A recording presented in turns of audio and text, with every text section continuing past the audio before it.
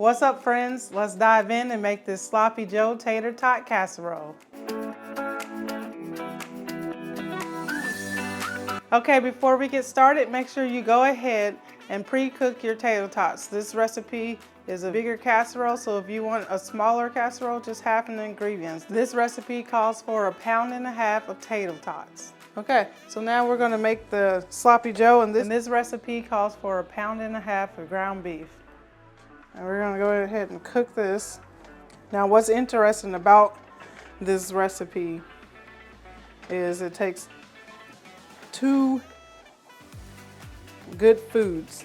Potato tots, I love potatoes, and Sloppy Joes. And just imagine putting those two together.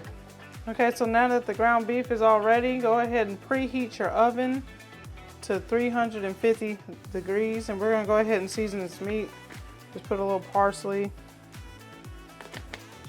some good old onion powder, garlic powder, and we're gonna take one small diced onion. You can use white onion, yellow onion, sweet onion as well. This is a sweet onion that I'm using, but the other onions work just as good.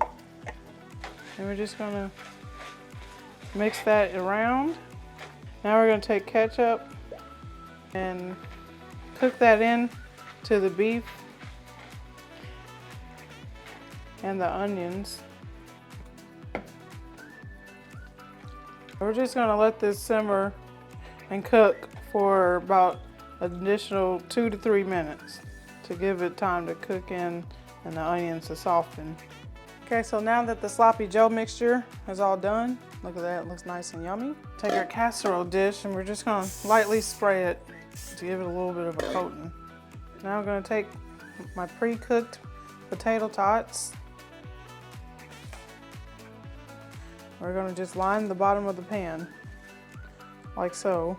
Next, we're gonna take some freshly grated shredded cheese. And we're just gonna sprinkle it. Okay, so once we got the first layer of cheese over the potato tots, we're gonna take our Sloppy Joe mix and just put that over it. Okay, so after we press the ground beef on here, we're just gonna put the other potatoes, the other tater tots on top. Now we're gonna cover these, the top layer of potatoes, with more shredded cheese. My husband finally shredded this cheese, but that's okay. It's all gonna melt. Okay, now we're gonna place this in the oven for 10 minutes on 350 degrees. Or just until the cheese is nice and melty on top. Look at that. Now that looks good. Okay, now we're gonna just sprinkle some green onions on top of this bad boy. Okay, so I'm gonna go ahead and cut into this.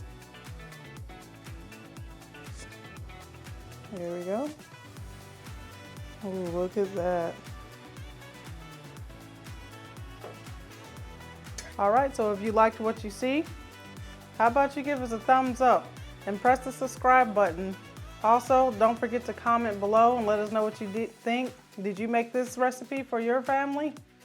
Also, don't forget to hit the notification bell so you can be notified of our latest uploads.